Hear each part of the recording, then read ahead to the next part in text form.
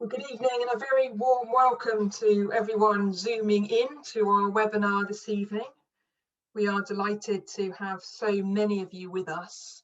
And on behalf of PCN, I'd like to extend a hugely warm welcome to our speaker this evening, Julian Baggini.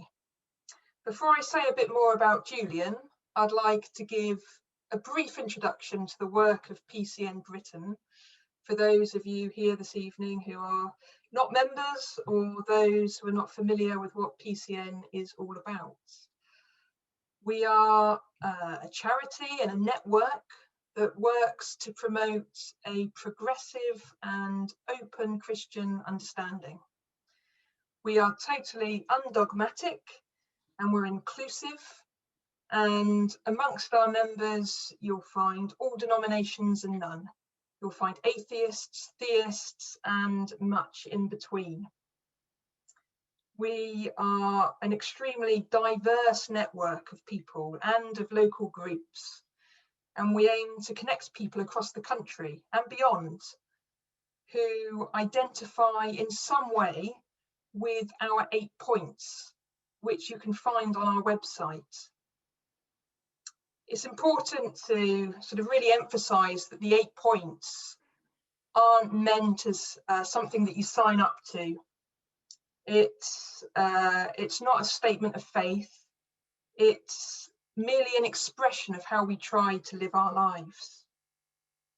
As I say, you can find out a bit more about our 8 points on our website, and I would encourage you to have a look there for more information about PCN, especially if you'd like to consider joining us. So with no further ado, I'll get back to our speaker this evening, Julian Baggini. As many of you know, Julian's a philosopher and author whose work encompasses a wide range of interests. He grew up in Kent and later attended Reading University, where he read philosophy. And after his BA, he went on to be awarded a PhD from University College London for his thesis on the philosophy of personal identity. He's written over 20 books about philosophy and atheism. His latest being the Godless Gospel, published last year. Julian is co-founder of the Philosopher's Magazine and has written for numerous international newspapers and magazines, including The Guardian, the Financial Times, and the Wall Street Journal. He's a patron of Humanists UK, an academic director of the Royal Institute of Philosophy, and an honorary research fellow at the University of Kent. So with all those credentials, it's not surprising that Julian is increasingly in demand as a national speaker. He speaks regularly at conferences and he makes regular appearances on national radio and television. And so we are extremely privileged to have Julian with us this evening for this webinar. Even more fortunate to have him for a second occasion, after also welcoming him as one of our speakers at our London conference a couple of years ago, Religion and Atheism Beyond the Divide. At this conference, we had the opportunity to engage with Julian and the other speakers in a conversation about religion and atheism and ways that we can seek to dialogue and to search for meaning. And the conference offered possibilities to go beyond that which divides us and to find areas of mutual agreement and understanding. So thank you so much, Julian, for agreeing to come back to speak at another PCN event, where we look forward to hearing about your new book and to continue the dialogue from our last meeting. I'm now going to pass the reins over to Adrian, our chair. So over to you, Adrian. Thanks, Mo. Hi, everybody. Delighted that so many of you have joined us this evening, whether you're PCN members or friends. Lovely to have you on board. This is part of an ongoing dialogue, as Mo has just said, And back in 2017, this book, Religion and Atheism Beyond the Divide, really was in many ways the spur to PCN organising that conference.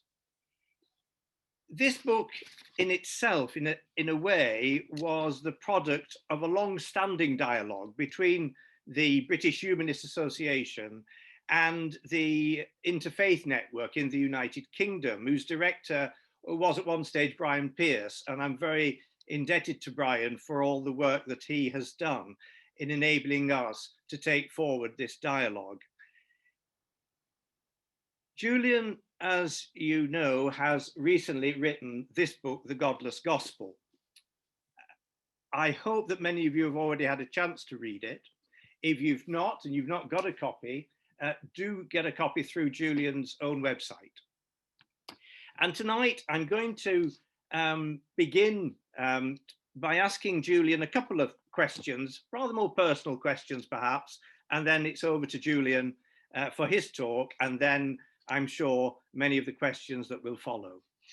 So Julian, we're all on our various journeys through life, trying to find its meaning and so on.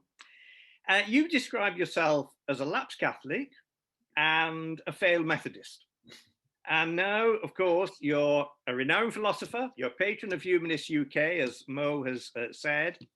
So on this journey, was there some kind of Damascus point where you suddenly saw the light, as it were, and put all the religious background behind you? Or were there a number of influences in your life that has led you to this particular point? Because you're very much now a spokesperson for humanism, but of that kind of dialogue type. You're not a militant atheist a la Dawkins, or else you wouldn't be engaging with us tonight. So I'd just like to know, a little bit about your journey. What led you to this point? Yeah, thanks so much, Adrian. Before I say that, thank you for the introduction, Mo, which was too generous.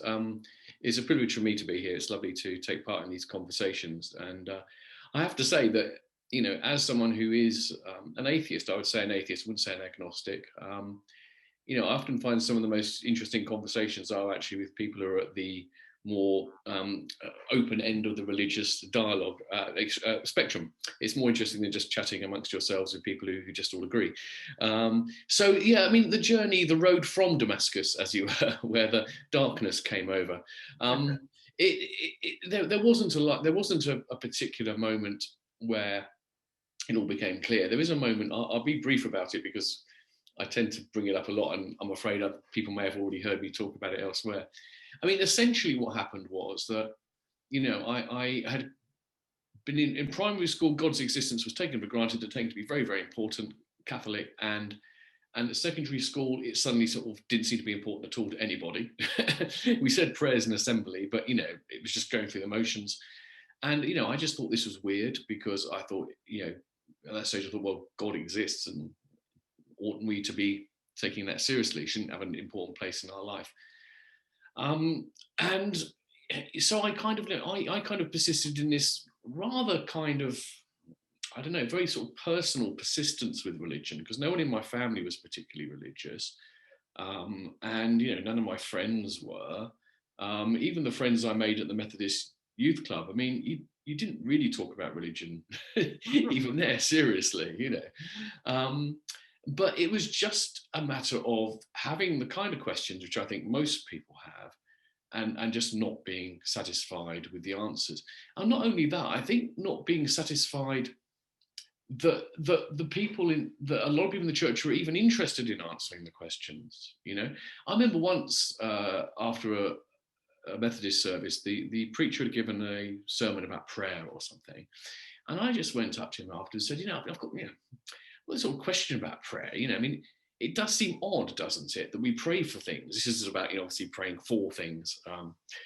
And, surely, if there's a God who exists, he's not going to decide to help someone or not on the basis whether I've asked him to. I mean, that seems really, just a very kind of, ingenuous question that I think any kind of questioning person would have.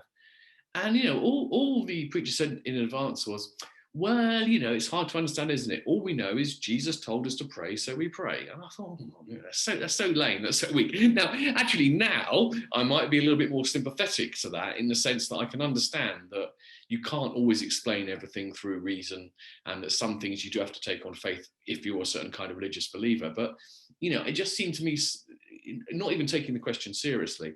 And, you know, that's an example. But, you know, time and again, the kind of questions I had just didn't have good answers. And it came to be the case that, you know, you open your eyes, you look around the world, and it just seems to be very, I mean, I wrote a piece, it may have been even in that volume, which was called Atheist Obviously. And this kind of sense where you make this transition whereby at one stage in your life, it's obvious that God exists. And then at a certain point, it seems equally sort of obvious that, not that God doesn't exist, actually, but that human religion is all a creation of human beings. And that to read too much into those specifics is just bonkers. You know, I'm speaking sort of like, you know, as I kind of sometimes feel, rather than what I most politely say in front of someone who is a believer. Because you're a Progressive Christian Network, I don't think you'll be offended that some people, you understand that some people find religion bonkers, certain forms of religion bonkers. What seemed bonkers to me would be the idea that somehow, that if there was a God, that it really mattered whether or not you followed a particular religion, when the one you followed was bound to be largely dictated by accidents of birth and history. And so, you know, again, moving on from that, one can understand a kind of religion which accepts that, you know, religions are human creations and they're imperfect attempts to try and grapple with the divine mystery and roots to it. And that's different. But, you know, and so I would say that before I kind of realized I actually didn't believe in God, my first conviction was that it didn't matter whether I did or not. I couldn't see how it would matter to a God whether or not I believed in that God or not. And the idea that it did seemed to me, I mean, actually immoral. You know, a God would be immoral if God judged people on the basis of whether or not they believed in him or not. That just seemed crazy. And of course, most of the Christianity I was surrounded with at the time was saying that was precisely the most important thing, that you believed, and to not believe was terrible. And that just seemed completely the wrong kind of priorities. Yeah.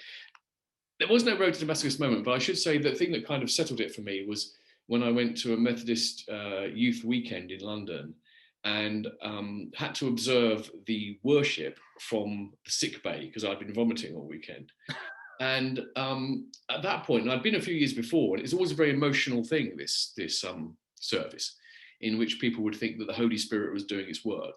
And being detached, ill, in the balcony, looking down, I just thought, this isn't the Holy Spirit doing its work. It's a kind of, you know, mass hysteria sounds like I'm dismissing it, but it's a kind of a collective emotion, which is the consequence of human beings being put in a very emotionally charged atmosphere. And that kind of left me convinced that, you know, there was no point seeking the aid of the Holy Spirit to take me back to faith. So, and that was it. I think that was the last time that kind of settled it for me. I was already on the verge of basically giving up on religion anyway, but after that experience, I thought, yeah. Right, it's all done to a Methodist youth camp, in other words. It's a Methodist fault. Well, you know, I mean, the Catholic priest would have said that. The Catholic priest knocked on my door once. I was at home ill, I think I had a glandular fever, and he knocked on the door out of nowhere and kind of said, we haven't seen you in church for a long time. And very naively, I thought he'd be pleased to know that actually I had been going to church, you know, but just not his. But he wasn't pleased at all. And on hearing that I went to the Methodist, his first reaction was, but you served at the altar, didn't you? And I said, no, that was my brother. He goes, oh, as if, he goes, well, we will pray for you, and sort of disappeared. Well, Julian, we've already said tonight that it's not the kind of evening where we've got militant atheists on one hand and dogmatic Christians on the other. I mean, you know, you wouldn't be here, we wouldn't be inviting you. It was that kind of evening. So I'm going to ask you one more question, and that is about the church. There are many people, and I'm sure many people who have tuned in tonight, who are longing to get back to church after the pandemic. There are lots of other people who are rethinking whether they want to go back to church and there are other people who've given up on church. So we've got a whole spread of people within PCN and perhaps with us tonight. If I were to ask you this, what would you say, I wonder? Would you like the church to continue to exist? And if so, what would it look like if Julian was kind of in charge? Well, I definitely shouldn't be in charge. Well, look, I'm going to say a bit on relating to these themes in the bit where I'm actually just going to give a talk. But what I'll talk there is a bit more about whether it kind of even makes sense to have a church if you don't believe Jesus was the Son of God. But I think there's some more general things that I'd want to say about that, which I think sort of come from my own experience of having gone to a church, and also, you know, what I see in churches today. And of course, churches are enormously different, and it's not even a matter of denomination. So I grew up in Folkestone in Kent, which is a small town, but large enough to have more than one church of major denominations. There were 2 Roman Catholic churches, and they were like chalk and cheese.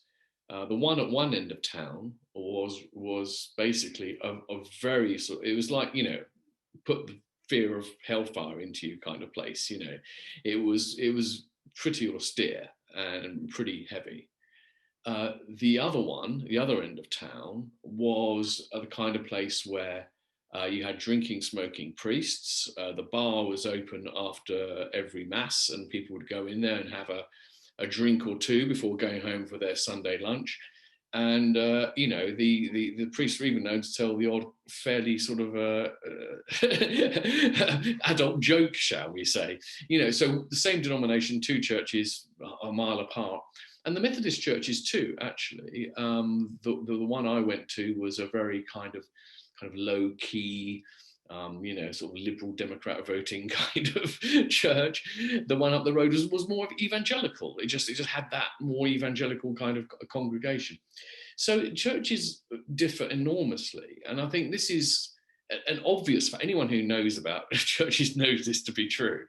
And so when you're talking about, you know, would it be good if churches existed or didn't exist? You have to ask which churches. There'd be some churches, I think it'd be better off not to exist, frankly, because although there are bound to be certain benefits associated with these communities, some of them, I think, just preach things which are just damaging, harmful, sometimes even hateful, but certainly things that make people sometimes hate themselves, you know, particularly, you know. So, but in general, you know, there are just too many churches where there's so much good going on, and the harms, if any, associated with people going there having wrong beliefs just seem minimal. I mean, we've all got wrong beliefs, right? You know, I mean, you believe, as an atheist, you believe that you're right on the question of, yeah, not in that 100% never could be proven wrong, but you believe you're on the right side of the debate over God's existence. But I mean, that still leaves a heck of a lot there. I could be completely wrong about other things. You know, I mean, have you got the right view on the way we treat animals? Have you got your right view about your responsibility to people in the developing world? Have you got the right view even about your responsibilities to your fellow citizens with your own country? So we all get things wrong, and it can't be the worst thing in the world to have a wrong belief. So you've got to look at other things. And I just think a lot of churches are, you know, fantastic kind of communities. So that when I it was interesting, the point at which I lost my faith, as it were, I was in my last year of school and I was going to go to university. So that provided a kind of natural break from going to the church. But at the time, you know, I was saddened by the fact that I didn't feel I wanted to keep going to the church if I didn't believe. But actually, it was a lovely community of people, which I, you know, would have missed being a part of. And again, looking at it, you can also see that, I think even more obviously now, that community was one where the element of religious conviction was varied enormously from individual to individual. I think there were quite a lot of people there who were, I don't know, probably fairly actually agnostic, or for all I know, there are one or two who sort of doubted it completely, but there are a lot of people who are either agnostic or not particularly serious, but they valued the community, they valued what they thought the church stood for in society, which was, stand by the poor, stand up for the oppressed, so like Christian Aid Week would always be something where people would, pull together and do things. And now as well, you look around, and it can't be denied that a lot of really important social action is coming from the churches. It's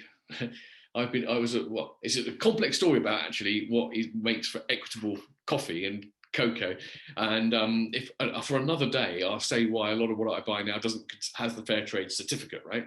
Because long story. But anyway, in making those issues mainstream, in getting fair trade coffee and bananas and all these things into supermarkets, I mean, it was the churches who were at the forefront of those things. It's often the churches who were committed to buying those fair trade products when most people just thought they were for cranks and everything. So there is just too much good associated with churches, a lot of church communities, to wish them away. So he asked what I'd do if I was in charge. If I was in charge, I would make sure I wasn't in charge, and I'd institute something so that no one is in charge. But maybe I'll say a bit more about that in the talk itself. Julian, thanks very much. And I'm sure what you've just said about churches resonates with lots of our friends who are part of this webinar tonight. I'm now going to let you say what you want to say, and I'm sure that we're both looking forward to the question time afterwards. So Julian, once more from me and from everybody at PCN, thank you very much for this evening. We look forward now to hearing you. Thanks, Reg. I'm looking forward to questions as well, though I couldn't help but notice that a question came in before I'd even said a word, saying the whole idea of the Godless Gospel was a non-starter. So it's nice to know that everyone's come here without any preconceptions whatsoever, and it is interesting. I'm teasing a bit. I'm sure the question actually is worth asking, and perhaps we'll come back to it. Okay. So let me just say a little bit about, I'll share my screen in a while, but not straight away. So let's start with this idea of a Jesus who is not the Christ, right? So let me actually just do that and share that with you. I think you can see me by the side. So what does it mean? A Jesus who's not the Christ. Why would there be any interest in such a figure? Or, let's put it another way. Why should we think of Jesus like that? Do we not have to either accept Jesus was the Christ or just delete him from our collective memory? Now, obviously, if you take the Gospels to be the definitive record of Jesus's life, then there can be little doubt that Jesus had divine characteristics. I mean, you can debate exactly what certain things may mean when Jesus is said to be the Son of God. You may debate exactly what went on in the resurrection, but I just think it's so obvious that here was someone who came from heaven, who was divine, had supernatural powers, could raise the dead, came back from the dead himself, and indeed, ascended to heaven at the end of it. The Jesus of the Gospels is a divine figure in some real sense. And so in that way, that's why a lot of people who are Christians are very dismissive of people who say, I would like to think about Jesus, but as a human being and not as the Son of God. Because they say, as I think C.S. Lewis famously said, to say that is to assert that Jesus must have been then mad, because that's not what he said about himself. Well, look, the reason why so it's not difficult, I think, for people to understand why it is that people are going to conclude that Jesus wasn't the Son of God. If you don't believe in God, there can be no Son of God. It's not particularly puzzling that there are accounts of someone who performed miracles and did all these things, because these kinds of stories were very common around the time. And this wasn't unique. It's not as though, what would have been remarkable would have been if Jesus existed at a time in which there were no messiahs, no prophets, no miracle workers at all, and out of the blue started doing things and saying things which made him completely unique. And no historian believes that to be the case. They believe there are many people like Jesus. Jesus is the one who, for one reason or another, stayed with us and actually ended up being in some sense responsible for the founding of a whole church. So if you're in a position whereby you think that whatever the Gospels may say, that can't be true, then I don't see why it should be the case that you are then obliged to throw the whole thing away. Because there are certain questions that still remain. And one of them is, what is it that's so enduring about this Jesus figure?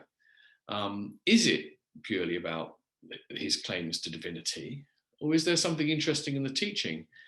And a lot of people claim that they find the teaching of Jesus interesting, even though they don't believe he was the Son of God. So if you do conclude that Jesus wasn't the Son of God, then what essentially you're left with is a series of accounts of the life of a certain person, which have been embellished by stories which are fantastical, but also contain teachings and stories and so forth, which in a sense may or may not stand on their own 2 feet. And I think it's legitimate and interesting to look at them. I mean, if you imagine, let's take Plato's dialogues. Plato's dialogues have this character called Socrates. Now, it's not really clear or obvious to the extent to which Plato's Socrates is an accurate portrayal of a historical figure. But nonetheless, that's the Socrates we have. And we can look at that, what Socrates said. We can think about it. We can think about whether it's right or wrong. And we can do all of that being completely agnostic about whether or not it's an accurate record of what Socrates said. Now, if in addition to that, Plato had Socrates do a few miracles or whatever else it might be, it wouldn't be difficult at all to separate those things out and see what was left of the rest. Now, the question about how much you can do that with Jesus is a moot one. And the point of the Godless Gospel is not, and I really want to stress this, it's not about trying to get behind the supposed embellishments of the gospel writers to the authentic, original, non-divine Jesus. I think it's probably the case that if there was a historical Jesus, and that's not 100% certain, if there was a historical Jesus, then this person did believe himself to have some kind of divine authority of some sort. That seems to be the most likely explanation. But nonetheless, you can ask yourself the question, whatever the historical Jesus, whoever he was, whatever he said about himself, the teachings that have been collected there, do they make sense? Do they have any value if you take away the supernatural elements, the divine elements, the miracles, etc., etc.? So this is a kind of a thought experiment. And it's worth doing because really to test the very strong conviction that it seems a lot of people have in our society, that although Jesus wasn't the Son of God, he was a great moral teacher. It's a kind of cliche for people to say that. And even Richard Dawkins, one of the most militant atheists, has said that. So that's kind of why it still makes sense. Now, let's sort of jump forward a bit. So in my book, I'll talk about those teachings, I'll talk about what's the value of them, etc., etc. Now, the question would be, let's say you didn't believe Jesus was the Son of God. You do believe there's lots of value in the teachings. And also, you may also take more than I do, because you may choose to interpret a lot of the stories of miracles and so forth allegorically, as conveying important messages and meanings, even though they weren't historically true. That's a very common way of reading the Gospels. And I think there's a lot of merit to it. A lot of people have done it. That's why I didn't try to repeat the exercise. I was trying to do something more austere. But would there be any purpose in having a church if you came to this conclusion that Jesus wasn't the Son of God? You may think it's worth reading him. You may think it's worth paying attention to him. Would it be worth, though, persisting with a church? Now, I think the first answer to this is, in a sense, just a realistic historical one. We have come to a point in our cultural development whereby churches have been an important part of it. They're part of our collective history. Some people may be new to a church, other people may have had a family in a church for many generations. It's been part of our culture, it's part of our background, it's part of our community life in many places. Obviously, in many places, it really isn't anymore, but perhaps there are still neighborhoods, perhaps particularly rural ones, where the church is a focus. And even if in the UK that might be quite light, there may be other parts of the world where that is very important and true. Particularly, I'm thinking of North America, where the question which church you're going to is often one of the first ones a person is asked when they're new to a neighborhood. Now, if you just inherit that, if churches simply have an important role in your culture, the fabric of society, then in a sense, you've got to have a very strong reason to get rid of them, right? And so in a way, the onus would be on the people to say, let's abolish the churches to justify that, rather than the onus on people in the churches to say why they're going to continue, even though maybe more and more of their members don't buy into the divine nature of Jesus. And I think that this is something which I think people find difficult to understand. A lot of people find difficult to understand. I mean, particularly perhaps people like myself, who are, children of the Enlightenment, well, great-grandchildren of the Enlightenment, who have had this kind of humanistic education and have become humanists. Our culture, that part of our culture which is not religious, which is a large part of it, basically operates on the assumption that we should be driven by reason, evidence, and science. And there's not really much respect given to tradition and convention. These things are seen as lacking a rational basis and a rational authority, and that, to follow tradition, to keep traditions going when those traditions have no rational basis, is seen as somehow foolish. And I think that's a cultural blind spot, actually. I think that one reason why it's important to give a certain amount of respect to tradition is that it's a recognition of the fact that who we are is in part a consequence of that. I was struck when I did my book, How the World Thinks, and I went to Japan to see the kinds of people who went to the Shinto shrine. And a lot of people were doing that, clearly in their lunch breaks or they're in office clothes. They're performing these rituals, which if you were to sort of like be given the kind of, tourist guide outline of what they were doing, you would believe they were offering a gift to the kame, the spirit, in order to, get their goodwill or something. Now, it didn't seem to be credible. That's what everyone believed they were doing. Why were they then partaking in this ritual? Well, I think partly it's that recognition. By doing that, you're recognizing that you yourself are a product of this society and this culture, that it shaped you, you're part of it. And you can't just simply say, I'm not going to be part of it anymore, I reject it because certain things aren't true. So you go through these kind of ritual motions out of a kind of respect and recognition for what formed you. Now, of course, that can go too far. If you follow traditions unquestionably, if you persist with traditions and conventions which are harmful, that's no good. But so long as the conventions and traditions which you're upholding have a positive value and don't have anything harmful to them, I can see some real benefit in that. So I think there's this whole kind of question about, continuity of the cultural, which is missed out on. And of course, that wouldn't be a reason for it to last forever, because cultures evolve and cultures change. And this would be a reason for keeping things going for now. I think it's likely that without belief in the divine nature of Jesus, that in the long run, Christian observance and Christian churches would wither away. But there's no need for them to do so quickly, I don't think. But let's take this a little bit more seriously. The picture I've chosen to illustrate my slides is a Goya depiction of Jesus, because I think that it's one of those depictions which is an extremely human one. The suffering on the cross there very much seems to be the suffering of a human being. And I think that the first thing we should be thinking about, if we're thinking about the role of a church, is to wonder whether there should be any church at all. Is actually church antithetical to the teachings of Jesus?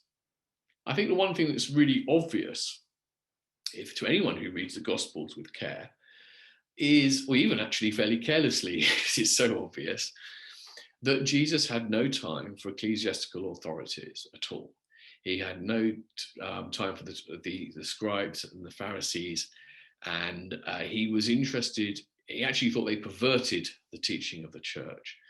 He told his, by the way, the references here are to the Godless Gospel, because in the book, there is actually a literal Godless Gospel, which is a kind of a compilation of gospel verses from the four gospels without any miracles and so forth put together, because of course a lot of the gospels overlap, so they're single versions of the stories. At one point he tells his disciples, be not ye called rabbi, and all ye are brethren, neither ye called masters. And you know what he's really getting at, he seems to be instructing his disciples not to recreate the same sort of hierarchies and roles and positions of the established church, synagogue, and that there should be some kind of, you know, equality there. And he's so repeatedly critical of ecclesiastical authorities. I mean, here's one, you know, this is from the Sermon on the Mount. Woe unto you, scribes and Pharisees, hypocrites, for ye shut up the kingdom of heaven against men. So if you look at what Jesus said, it actually seems fairly clear, I think, that he was not in favor of establishing anything like a hierarchical church, certainly nothing like, I think, the major denominations that we see dominant, particularly in the UK, either Church of England or actually the Roman Catholic Church. So, you know, in some ways you've got to ask, well, why have a church at all when Jesus himself seemed to be against these institutions? Well, of course, sometimes people point to this verse, thou art Peter, and upon this rock I will build my church, and the gates of hell shall not prevail against it. So, you know, the idea is Jesus himself talked about the founding of a church, but I think this is anachronistic to look back at that. But the word used here is ecclesian. Ecclesia, I think, is the root word, and it really means a kind of an assembly. And again, I should point out that when I say things about biblical interpretation and scholarship and so forth, I'm doing so as a kind of a journalist in a way. I'm reporting back what seems to me very evidently to be the opinion of people who know better than me.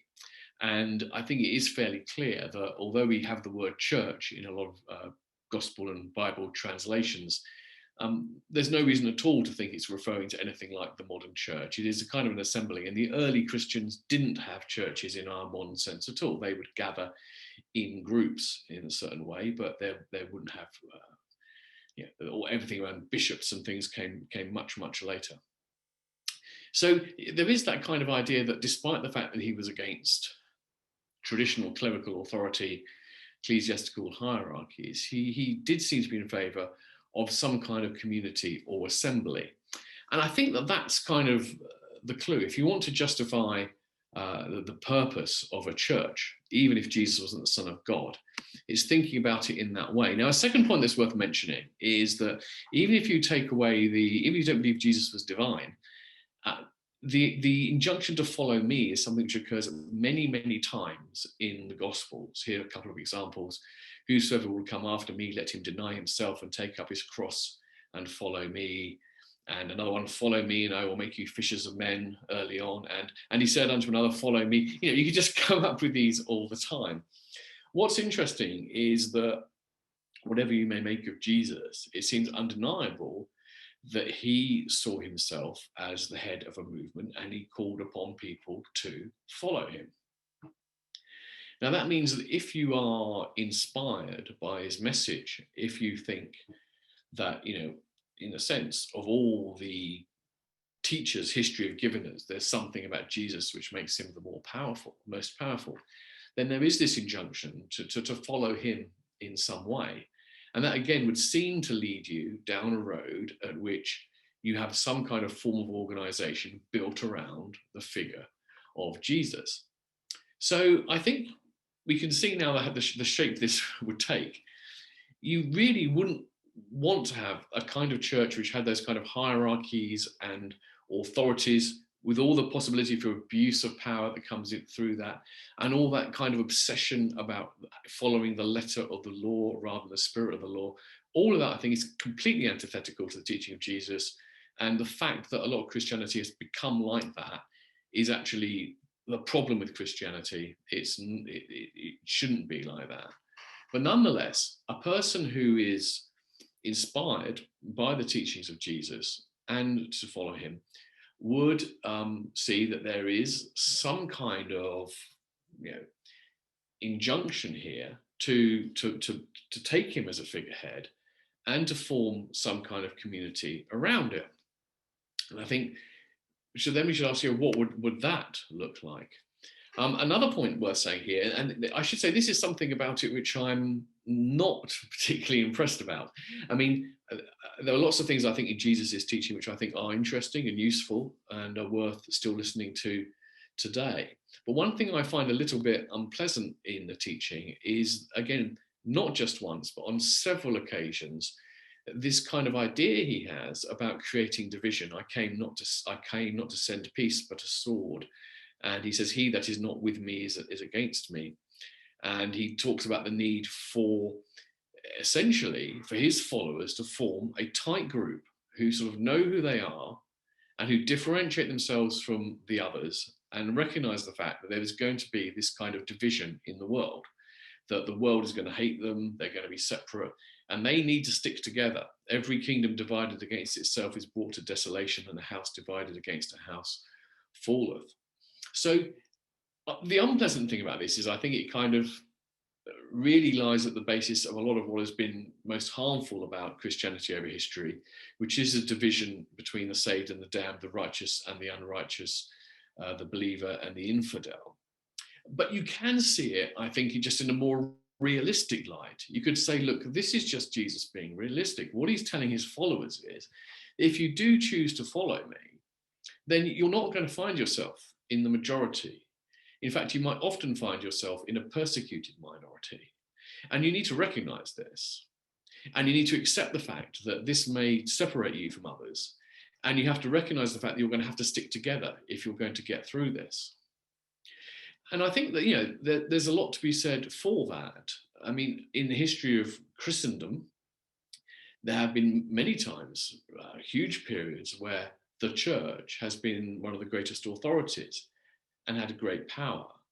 But if you take it to be the case that a church which, tortured infidels and persecuted non-believers was not the true successor to the teachings of Jesus, then there is the case that throughout most of history, the people who have actually tried to follow Jesus' teaching authentically have been a minority. They have been ostracized and they have been on the outside. And so given that, there is a kind of a need for a kind of a coming together. And I think this is where, the justification for a church, even in the absence of belief in divine Jesus, begins to make sense. Because the truth of the matter is that human beings are social creatures. And I think that, Jesus says many things which kind of talk about that. The be ye therefore perfect may not seem an obvious, have obvious relevance here. But what's interesting here is that Jesus is basically commending to people. One of the things I talk about in my book, which I'm not talking about a lot here, is that Jesus is a very demanding teacher. He's asking us to sort of strive for a kind of inner purity and goodness and a development and transformation of the self, which is quite simply beyond the vast majority of us. And be ye therefore perfect is the most extreme version of that. It's a kind of an impossible, a deliberately paradoxical remark, because of course no one can be perfect. Jesus himself says that no one is perfect, that not even he is perfect, okay? But we should try. And if you are to sort of take that endeavor so seriously, I think everything we know about human beings suggests that if we're going to seek to do our best, to be our very best, we can't do that alone. And I think that our dependence upon others is something which again pushes towards the need to create some kind of community around a common good. And I think there are other things in Jesus's teachings where it seems quite clear he is placing a great value on community. This is a famous story where the shocking thing is that he has no interest in his biological mother and brothers and sisters turning up to see him. Instead, he stretched forth his hand towards his disciples and said, "Behold my mother and my brethren, for whosoever shall do good, the same is my brother and my sister and mother." And here, I think it's this idea that Jesus was advocating a kind of conception of brethren which transcended blood ties. And in fact, not only transcended them, sometimes required us to sever them. And again, that kind of message does suggest he believed in the importance of there being a community. And I also think that many of Jesus's teachings actually only make proper sense if you understand them as being related to the importance of a community. Forgiveness is a very interesting one, which perhaps we can talk about in more detail later. But the idea of forgiveness is often taken to be one of the key teachings of Jesus, one of the most distinctive ones. And of course, it's not true that Jesus uniquely commends the value of forgiveness. But when you sort of scratch away and you really look at what he was advocating, it's actually very interesting. It's not, I think, what most people assume it to be, which is that someone does you wrong, you forgive them. It's like you grant them your forgiveness as something you do to them of your own free will. Rather, forgiveness is about the re-establishing of a relationship. So there's a very famous passage in which he's asked what you should do if your brother offends against you. And he goes through the stages that you should go through. First of all, try to talk to him. If not, bring in someone else. And if that fails, then go to the community as a whole. And if at the end of all that, your brother still doesn't accept your forgiveness, then put him aside as like a sinner or a tax collector, right? He actually does say at the end of the day that if the forgiveness is, as it were, not received by the person you're trying to forgive, then you cut them off. And that and other stories, it's very clear that what Jesus is most keen to do here is to re-establish people into community. I also think this is an interesting point about the teachings around healings. I was wondering when I was writing the book whether I should include healings on the basis they could be understood as non-literal. But I felt that when you actually read them, it was very obviously the case that by the time, at least of the Gospels, it was just clear these were supposed to be literal physical healings. But I think there is an important aspect of the healing, which is more important almost than the physical one, which is that a lot of the people who are healing would have been outcasts from society as a consequence of their conditions, particularly those with skin diseases. Most translations talk about lepers, but actually, as I understand it, it wouldn't necessarily be leprosy. And so what Jesus is really saying is saying you are healed. He's really saying you are welcome back into the community. You're welcome back into society. So I think that you put all these things together, and I think you do get an idea of Jesus's teachings as having a very important place for community and our need for community and the importance of the recognition of the other and of good relationships between people. And if that's the case, and if it's also the case that, as he says, most people are not going to receive this message, there's a very strong reason for people to form groups around and based on his teaching. Forgiveness, by the way, I just wanted to sort of say a little bit, this was a depiction of the story of the woman taken in adultery, as it is traditionally called.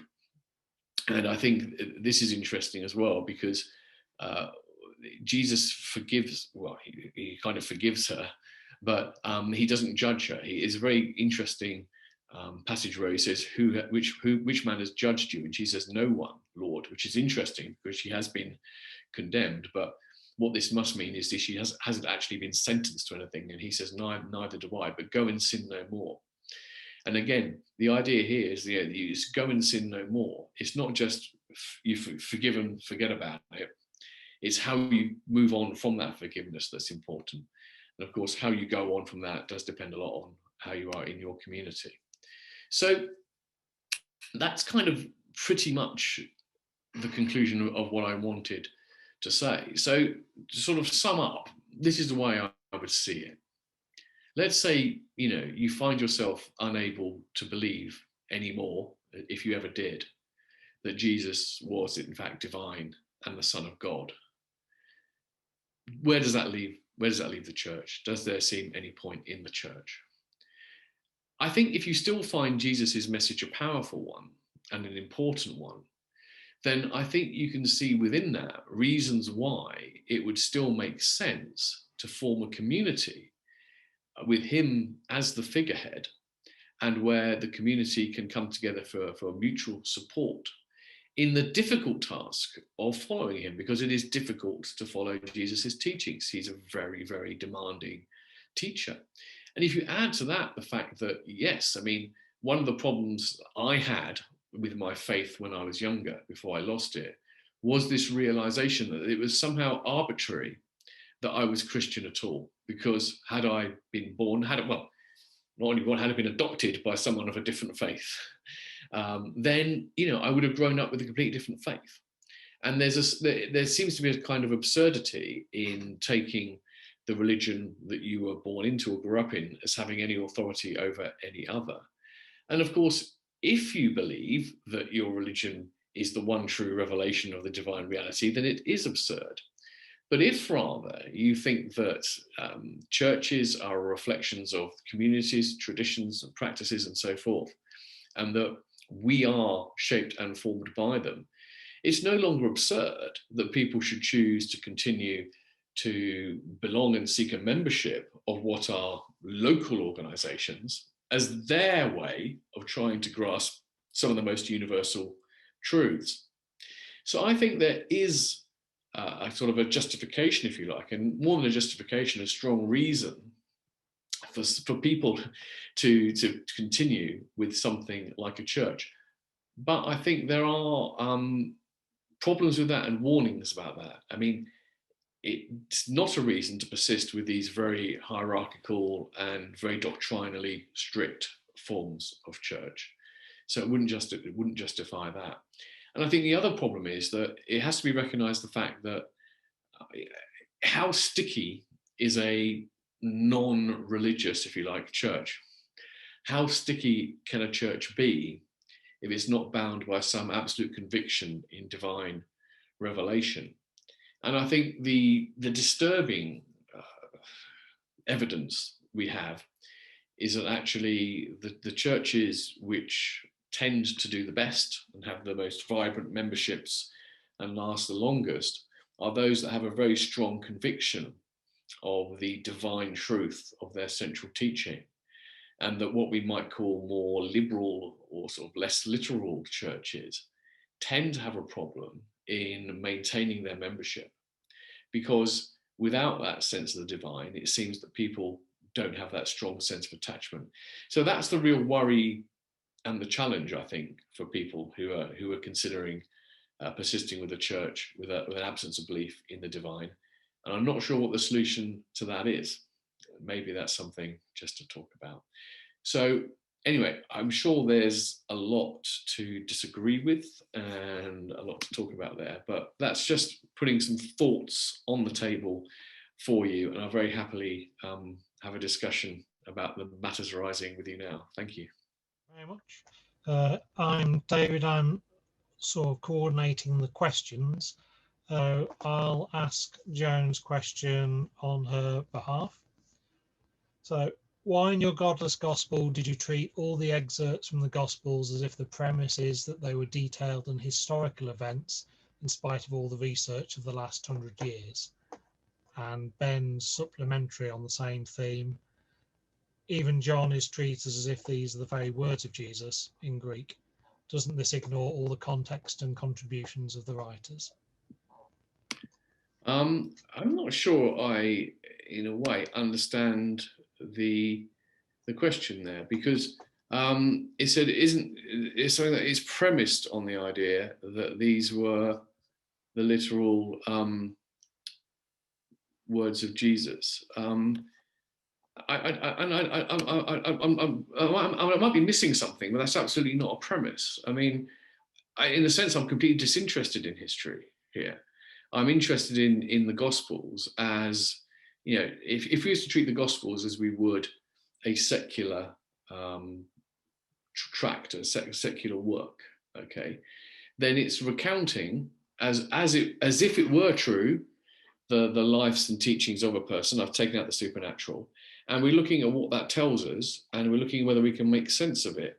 Now, the question of whether or not that's accurately recording what went on is simply just not part of my project. I mean, I would entirely agree that I very much doubt that maybe any of this accurately transcribes what Jesus actually said and that all the events occurred. So it's absolutely not a premise of the book that these did, but it's a question of how else would you, and if we, the way to take this as a teaching is to say, what does the story tell us? What are the teachings? What are they saying?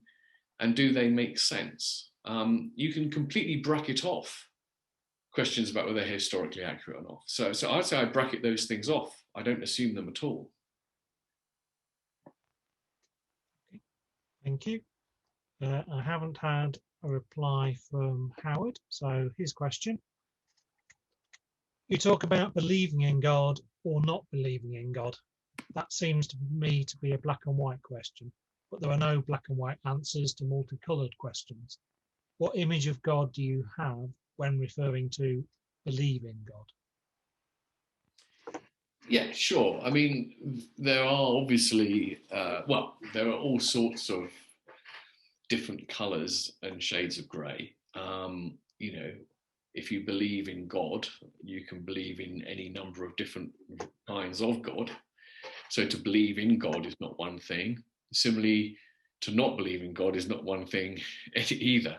Although I think that in a sense that's simpler, because to believe in God generally believes one in none of the above, as it were. So the people who do believe in God may mean different things from what they believe in, but the non-believer simply has to say, I don't believe in any of those. So there doesn't have to be a single thing which a non-believer doesn't believe in. There's obviously intermediate positions of uncertainty or agnosticism and so forth. So obviously it goes without saying that some people occupy that position. So, I mean, it might be, it's a shame that the person actually isn't here to explain a little bit more about what they mean, because again, rather like the previous question really, if the questioner thinks that I believe there is one thing called believing in God and one thing called not believing in God, and everyone is in one of those two camps, and those two camps are completely uniform, then I just think it's very, you know, I don't know why you would assume I believe that. I don't know why you'd assume I believe that. In a short talk, one says things like believe in God or not believe in God because, you know, to put in all the caveats would be too long. But it seems any sensible person surely understands that belief in God can come in many forms and in many degrees of certainty and conviction. So that kind of, again, sort of goes without saying. David, I don't know if there's an aspect of the question that remains unanswered by what I've said. I can't remember the exact formulation of it. I think it's that, do you have an image of God when you refer to belief in such a thing? Well, I mean, I suppose I have, there are various different conceptions of God, and none of them make sense to me. So it's not that I have one. You know, I mean, you wouldn't be a very thoughtful atheist if you'd say imbibed a certain vision of God from your Catholic primary school. You decided that God didn't exist, and that therefore you decided you were an atheist, and then somehow managed to sort of not notice that actually the version of God you had rejected is one of many, and there are other ways of understanding that. You know, obviously, at the same time, you know, you can't, as it were, go through every single possible interpretation before deciding there is no God. It's a bit like, let's put it this way, it's a bit like not believing in a phenomenon like what do you call it? I've forgotten the word now, for talking to the dead, you know, mediumship, not believing in mediumship. Now, if in order to sort of like justify not having a belief in mediumship, you've got to sort of like have gone through every example of mediumship and sort of and worked out why it's not correct, you're never going to know it. You don't believe it because after a while, having sort of come across various different versions of it and iterations of it, time and again, you find yourself coming to the conclusion, this doesn't make sense. On your overall worldview, this doesn't make sense. So in the same kind of way, there are many different versions of God which I've contemplated and decided I can't believe in that thing. And, you know, the fact that I can't go through literally all of them isn't a reason to sort of not to come to some opinion. And by the way, it's exactly the same the other way around, of course. I mean, if someone believes in God and believes in a version of God, I wouldn't say that that's not justified because they haven't considered every single argument for atheism. You know, I mean, we have to live. We have to make choices. We have to sort of decide kind of what side we're on. So that's why the key thing is, you know, making a decision is totally reasonable. It's just having the dogmatic confidence there's no way you could possibly be wrong. That's the thing that's not justified. But having the belief that on the balance of evidence and reason, you think you're on the right side of the debate seems to be reasonable. The question is, Julian, I acknowledge that your talk has a focus on Jesus, but to exchange the notion of God as a verb instead of a noun puts Jesus into the state of being a regular, albeit somewhat unique moral/humanist teacher, and not a unique divine figure of history. What do you think? Well, I think that's the kind of question where, again, I need to know a little bit more about what is meant, what Fran means by the notion of God as a verb instead of a noun. So yeah, sorry, have you not? I was trying to look at that. I think you put it on as answered. So yeah, good. I'll go to that. No, I can see it now. I can see it now. So I'm not really sure, but it says puts Jesus in the state of being a regular, albeit somewhat unique moral humanist teacher, not a unique divine figure of history. What do you think? Well, yes. I mean, that is the upshot. Yes, of course. I mean, and so this is why, obviously, if you don't, you know, if you think that Jesus had a special state, it was not just a regular. Well, look, it's not even that. I don't really know. I assume that Jesus wasn't a divine, right? I don't believe Jesus was divine. I don't know whether the version of Jesus which you get when you strip away the divine in any way corresponds to a person real or not. But again, that isn't the point. The point is that the picture we have of Jesus is the one in the Gospels. That's the only one we've got, effectively. And if we're going to retain an interest in what Jesus said, if we don't believe he's a son of God, then all we've got are the Gospels to go on. It's as simple as that. Obviously, the consequence of that is that he doesn't have a special, he's not a unique divine figure in history. So yeah, he's not a unique divine figure in history as far as I'm concerned. And that if you do believe he was, then obviously that's a loss. And again, I'm very open about this. You know, I'm not saying that if you believe Jesus had a special divine status or unique status in human history, then you're not going to be sold on a godless gospel. But it still might be interesting for you to think about what it might mean if that were the case, even if you don't believe it yourself. This question. I have a lot of sympathy with what you say about Jesus, but my question is more about what you say about God existing. Thomas Aquinas wrote that God is not an object in the universe who may or may not exist. God is being itself. God does not exist as such, but God is the basis of all existence. That does not lead to naive notions of God acting, but God is there in all action that happens in the world, not as a sort of master puppeteer, but as a force that is there in all that is. Does that concept of God make any difference to your view about what atheism really means? Well, thanks for that question.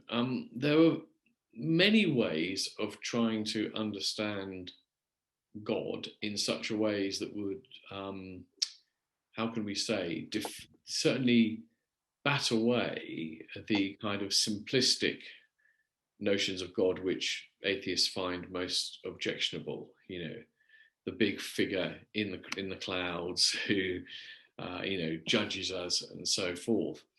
And, you know, I think in a way, if you are going to want to believe in God in the light of all we know about, you know, history, sociology, psychology, and science, you've got to do something. You've got to have a version of God which isn't the big guy in the sky wagging his finger, etc., etc. Now, this version here we've got, now again, you know, this is Aquinas, so it's quite a pedigree, but it's, I'm sure, interpreted in many different ways over history. But God as just being itself, as a force that is there in all that it is. I suppose the question I've got is that, if you are to say that is what God is, and that full stop, you're going to stop there, as it were, then in a way, I'm not quite sure what work is being done by the concept of God there. It seems to me that most people, even if they may say something like this, I'm not speaking for Robert, I have no idea what Robert thinks, think that it's in addition to this, that God has some kind of moral agency, perhaps some kind of moral authority. A lot of people believe we have a possibility of relationship with this God in some way.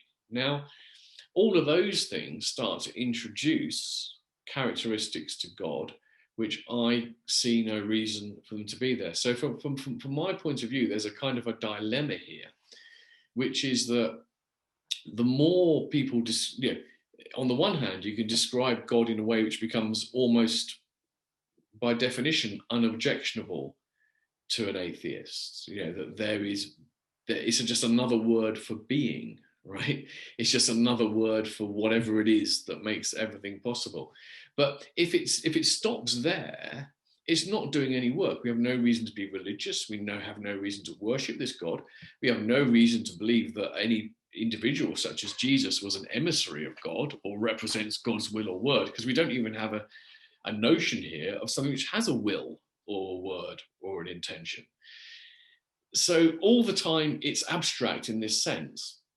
It's so divorced from what most religions have taken God to be over history that it becomes almost a kind of irrelevant. Now, if you start then to add to that the characteristics which make God more recognizable, that God, communicates with us in some ways, has intentions for us, gives us moral commands in some ways, well, then you're no longer saying something like this at all, actually. You're beginning to sort of give God back all those characteristics which an atheist like myself finds hard to believe. So I think the short answer here is it depends whether it stops there as to whether or not I can believe it or not. If it does stop there, then it seems to me, in a sense, we have no need to even, this God just becomes another word for the basis of existence, we know not what, which again, from a scientific point of view, may be redundant because there may be no need to postulate a basis of existence. Although I do think that in general I have this kind of what can I say, problem with more sort of intellectual versions of faith, which is that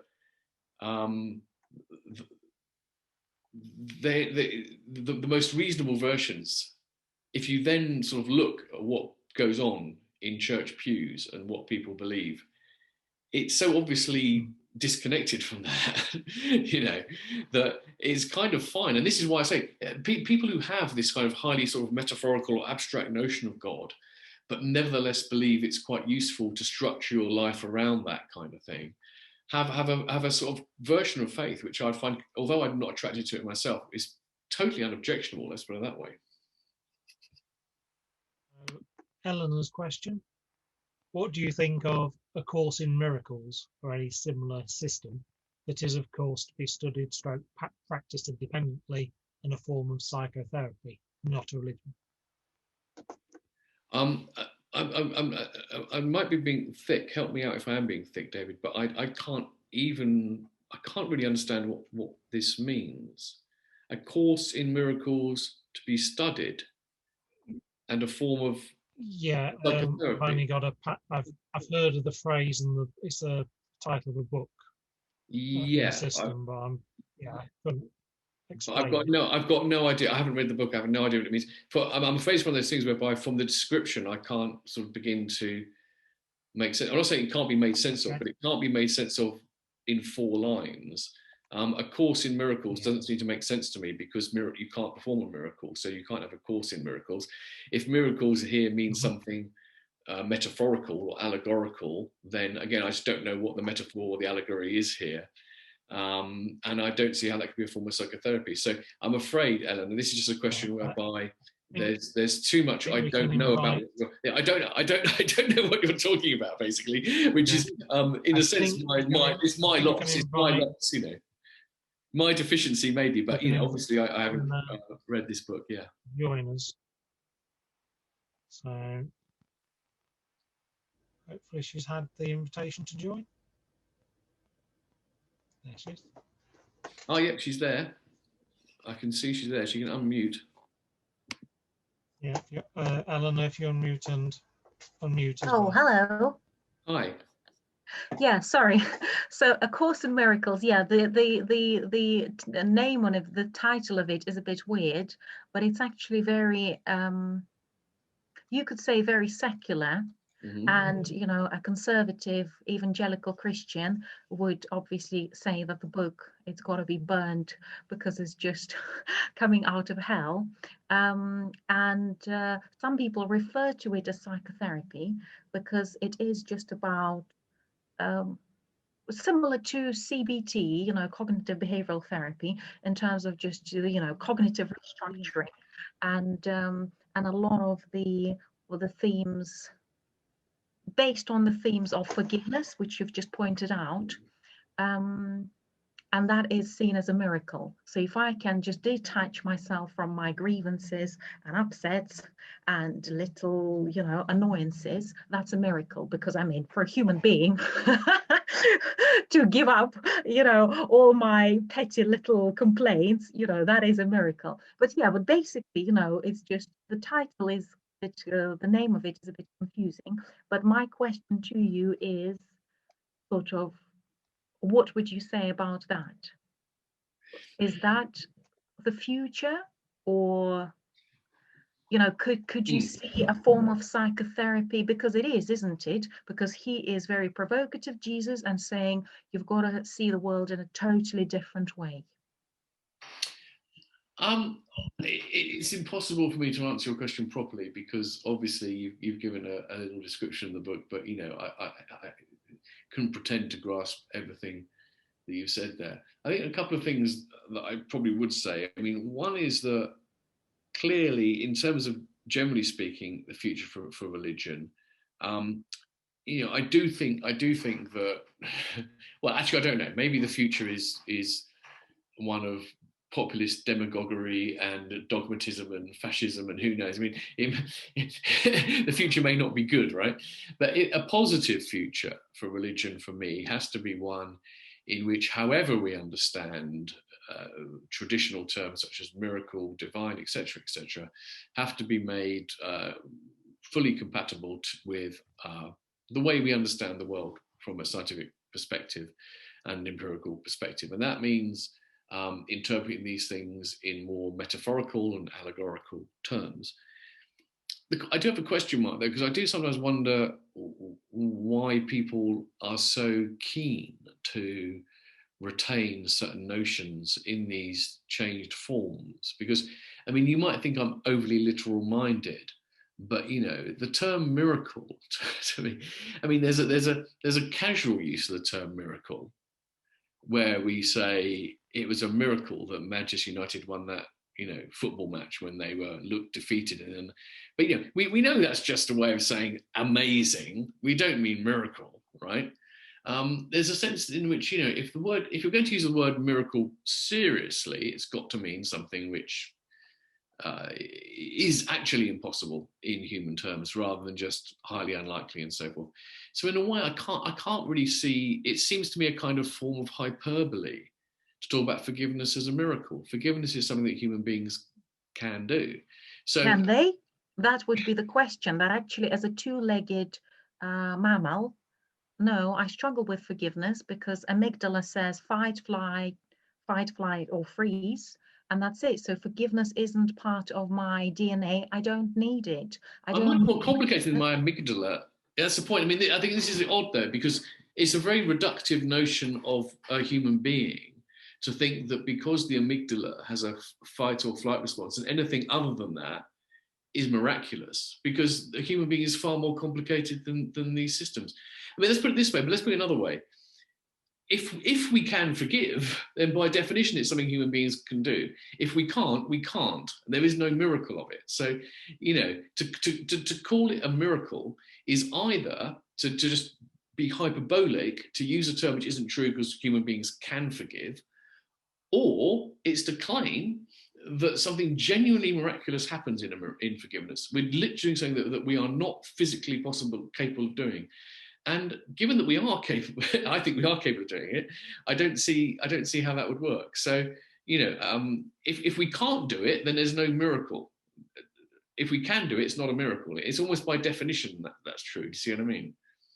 Thank you very much, Eleanor. I'm just going to invite Thank you. Brian to join us for his question. Because I'm a member of an interfaith group, and we don't meet on the basis of doctrine or beliefs as such. We meet on the basis of inner experience, which is a very wonderful thing. Would you like to read out my question? Yeah, your question is, would you agree that the common denominator between all religions and spiritual networks is inner experience, particularly the inner experience found through the practice of silence, e.g. contemplative or meditative prayer or the like? How do humanists approach this? I mean, I suppose in general, I'm a little bit kind of skeptical of any kind of claim that there is an absolute common denominator between all religions and spiritual traditions. It seems to me that there have been many attempts to come up with definitions of religion, and all of them end up either having exceptions or allowing things in which aren't religions.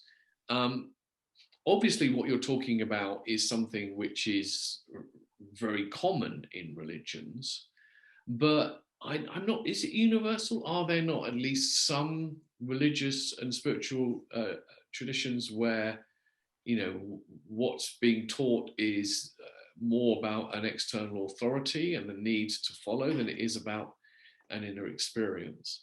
But I suppose, so in a sense, I think that it's probably going to exclude certain forms of religious. On the other hand, if it becomes so, the question is this, that as a humanist or an atheist humanist, I can have some kind of inner experience through the practice of meditation or contemplation or silence. But it doesn't make me religious. So it seems to me there's got to be, what is it that makes that kind of experience a religious one or a spiritual one rather than not? Now, at this stage, there are a couple of answers one might give. But one answer might be, well, you know, you may not think it's religious as an atheist, but it is. But then the definition of religion and spirituality is becoming so thin that it ceases to do work, I think. So I think this is the problem of all these attempts to try and come up with a single definition of what religion is. It either ends up becoming so thin that almost everything becomes religious, or it ends up excluding some things which clearly are religious. But setting that aside, is there, let's put it another way, is there not something that a lot of religions value and practice, which is important and is of value, which is this kind of form of inner reflection, inner experience, meditation? Is that not something very important that we should be careful not to jettison if we find ourselves feeling we're not religious? And on that, I would probably agree with you, but I'm not sure it's universal, in the sense that I think there are plenty of people who engage in this kind of activity who are very mistaken, and actually it leads them to do immoral things. And there are plenty of people who don't engage in any of these kind of practices who are really lovely, fine human beings, and a lot of meditators to shame. So I think it's kind of like neither necessary nor sufficient, but if practiced in the right way, is very valuable. And I think it's a good example of the kind of thing where, you know, one wouldn't want to be so knee-jerkingly against religion that one somehow cut off this as an important resource. It's what I'm finding is that so many people are involved in this right across the spectrum of Sufis, Buddhists, Christians, you name them, they're there. And it doesn't require any religious beliefs at all. And in fact, I would say that I've probably dropped all of my religious beliefs, but I'm very much informed by religious literature and scripture. So I think there is something which we are able to access, and certainly which Jesus taught about the kingdom being within us. And that was an experiential thing, and being one with the Father, etc. This wasn't a piece of theology. This was a piece of actual practical, down-to-earth, felt, palpable experience that changed people's lives. And I don't see that we can necessarily do more than just put a veneer of morality on the top of an intellectual approach to that. Well, I mean, look, I certainly commend it as an approach to religious experience and seeing the value of it, and anything which anything that does, even if it doesn't completely eradicate the primacy of doctrine, but sort of makes that secondary, I think is a good thing, because it's a lot of the harms of religion historically have been because people have insisted that certain doctrinal matters must be followed, and the people who disagree are wicked. So all those aspects of religion which are about practice and experience rather than creed, I think are to be encouraged. Yeah, thank you. Thank you. Andrew, to ask his question. Am I on then?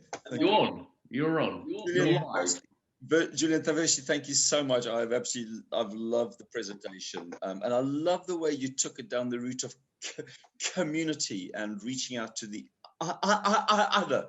What I want to explore is that there's a lot of, and where I am is on the evolutionary side of things, and there's a lot of work done by David Sloan Wilson on the Evolutionary Institute, which looks called This View of Life. Now, it's not a religious point of view, but what you highlight, what he looks at is religion and the teachings in the understanding we now have of evolutionary psychology, evolutionary development, and the big one is morality. How can we understand morality without a divine context? And there's a great book just come out by two philosophers, David Shermer, Michael Shermer interviewed them, Science and the Good, the quest for the foundation of morality. But it comes down again to this issue of community. How do we live? Once you take the concept of the divine away, and I, from the sounds of it, listening to these philosophers, there is a little bit of there's a tension there, in that how do we move from, well, this is good, community, it works. Is it good? How are we defining that?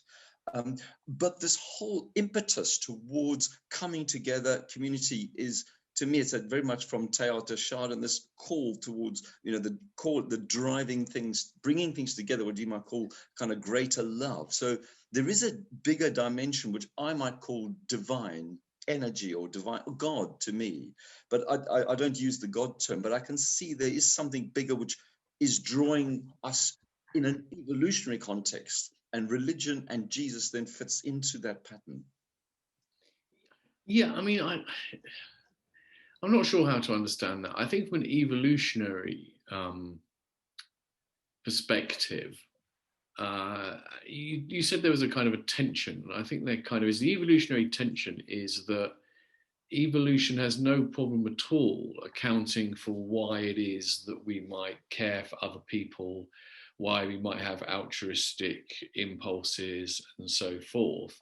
What evolution doesn't seem to do is to, what I don't think it can do, is to provide a kind of underwriting of that, which says, and not only is this evolved, this is good in an objective kind of sense. And I think a lot of people find that troubling, which is why they think there must be something underpinning morality which is greater than that, which has some sort of like independent status, which I don't know, whatever it might be. Now, I'm not sure. I mean, I just don't know, because I'm exactly about what your view is of this, and of like, you know, this what you might call the divine or not. But I actually would want to resist the temptation to believe that morality must be underpinned by something which has this kind of transcendental or objective status. I think that actually we have to be, we can be realists and accept the fact that, you know, when we make judgments of right and wrong, good or bad, these things have a huge objective dimension to them, but they don't have the objectivity of kind of like laws of the universe that transcend human society. So let's put it this way. Someone like Adam Smith and David Hume, big admirer of David Hume, would say that the foundation of morality is essentially a kind of a natural sympathy we have towards others, okay? And that sympathy is actually, it's not just a kind of a random emotion. It's because it's based on the recognition of something which is true. So let's put it this way. If you see a conscious creature suffering and in pain, right?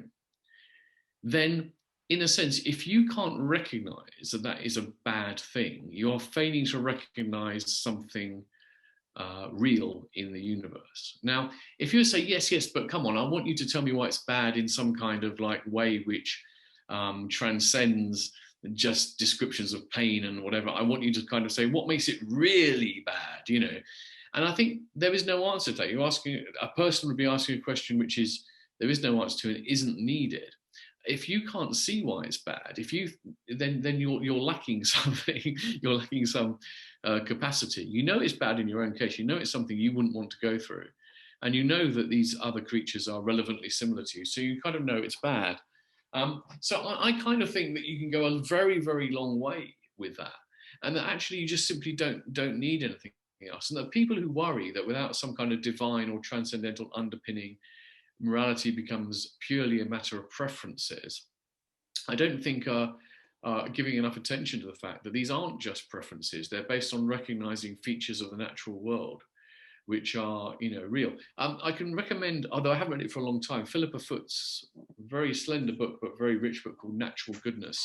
I think she's very good at kind of explaining how it can be that there can be a real thing such as goodness, but purely within the natural world without the need for anything else. These are very, very big questions. So obviously that's a point. You pointed in one direction, I've pointed in another. I think we can do no more than point in this question. Can I just ask, just to pick up on one thing, is this idea, as you identify, yes, we now say it's wrong, say to cause, say to eat meat, for example, we're beginning to recognize, or to burn coal. 100 years ago, it wasn't a problem. So the point is that we are continuously getting better. What on earth is this better? Where does this drive come from? And that to me is the interesting thing. It's not that there's an ultimate right, but that there is this impetus within us that the other is always getting bigger and bigger and bigger. That's the drive I call the divine drive. Yeah, well, yeah, but what I'd say about that is, I think that in the sense that there's always a mistake people always make in history is to look at trends and assume that that's the way it's going to go forever. It can't go on forever, right? We can't get to the stage where we think it's immoral to kill bacteria and viruses. We can't, right? We can't get to the stage where we think it's immoral to kill plants, you know. So you know, it's not that we're just going to continue to sort of expand the set of things which we think it's wrong to kill indefinitely. We might be reaching a kind of limit there. But you know, in terms of what explains the progress so far, I don't think you need to postulate anything too wacky. I think in a sense it's remarkably simple. It's that prejudices and ignorances have made people wrongly believe that certain groups or people are excluded from the moral circle when there is no morally justifiable reason for them to do so. That doesn't mean that everything is in the same moral circle. And even when it comes to, you know, animals, for example, I just don't think it's credible to think that all animals should be treated as with the same kind of respect for life as all, all equally. Again, you know, mosquitoes, locusts, you know, we're going to kill them. I'm sorry, we're going to kill them, and I think we're right to kill them.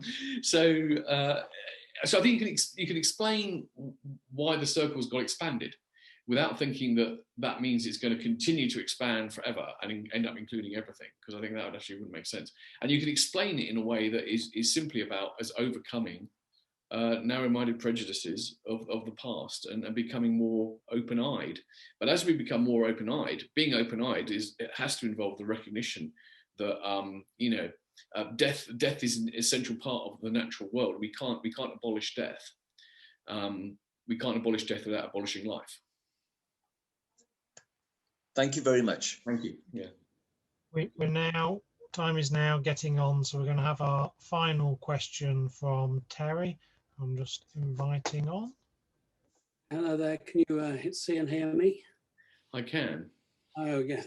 I've really enjoyed this evening, and thank you very much for giving your time, Julian. I enjoyed it when I met you in London at the conference a couple of years ago. Listening to your discussion and the questions, particularly, I'm struck by the fact that you distinguish between what you call real and the kind of spiritual theological dimensions that people are introducing. It seems to me as if you're embracing a materialist or naturalist ontology at the basis of everything you're doing. And yet philosophers such as Keith Ward make a very powerful case that says that they're really, when you boil down to it, it is legitimate to consider an ontology that is more than realistic, in the sense that the human imagination, the world we have created since the evolution of consciousness, itself transcends the physical world. And there's no doubt that science that is doing all these wonderful discoveries, that of course we have to acknowledge, is itself a social process and works by the imagination of human beings agreeing to operate in a certain way. Yeah, okay. No, a good question. I think there's quite a lot to unpick here, though. There is a kind of, I'm a naturalist, right? But that doesn't make me what would be called scientistic. So let me distinguish the two things. A scientistic view is that the only things that are real are the things which you use the term accessible to science, but perhaps we might say describable in scientific terms or measurable in scientific terms. And so on that basis, even tables aren't, tables aren't kind of real in the sense that a table is a level of description which you wouldn't find in fundamental physics. It's a level of human stuff. And certainly things like love and things, they're not scientific. I mean, I think that scientistic worldview is absurd. It's ridiculous. It's very clear that many things are real which aren't describable in purely scientific terms. Now, the point here is this, though, that what makes me a naturalist is I believe that what science describes is, and use the word ontology as it were, the material substrate of all that exists. So I don't think there's anything that exists which isn't in some ways made up of those things that science describes. But the critical point is that there are levels of organization of matter which give rise to things which have no place in the scientific description whatsoever. Consciousness perhaps being one among them. I don't know whether we'll ever get a scientific explanation of consciousness. And so I think there are all sorts of things whereby I think there's a big fashion to sort of dismiss things as not real, which isn't the case. So the self is not real, right? Because where do you find the self under the microscope? Well, no, the self is real, but it's something which emerges fundamentally from the extremely complex relations of matter, but you can never adequately explain the self by sticking at that level of description. And I actually think the scientific approach kind of undermines itself, because a lot of people in this scientific mode would say things like, there's no such thing as consciousness, there's only firing of synapses in the brain. But of course, synapses in the brain is already at a level of organization of matter that's not found in fundamental physics, right? There's no synapses in fundamental physics. That's at the level of biology. So there's physics, there's biology, there's chemistry, there's society, there are all these levels of description. So I absolutely think that you can't describe everything real in terms of natural science, but nothing that is real exists, as it were, unless in some way supported by that. Now, that's, again, like many of the answers today, it's a sketch, but it's a question worth asking, absolutely. And it's worth answering this in those sketchy terms at least, because it's trying to make it clear that a person who is committed to a naturalistic worldview cannot, I'd think, in any good faith, be saying that that requires denying the existence of things which don't have purely scientific descriptions. That's not a contradiction. It's not to kind of acknowledge the fact that, so there are things that are not natural. Everything is fundamentally natural, I think. But nature gives rise to many things at levels of organization. And in science itself, it's a collective social enterprise. Without the social, there can be no science.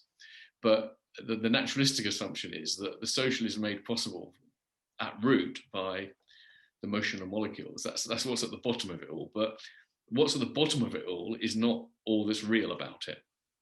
A sketch. Thank you for the two brief answers for a very good question. Thank you very much, Terry.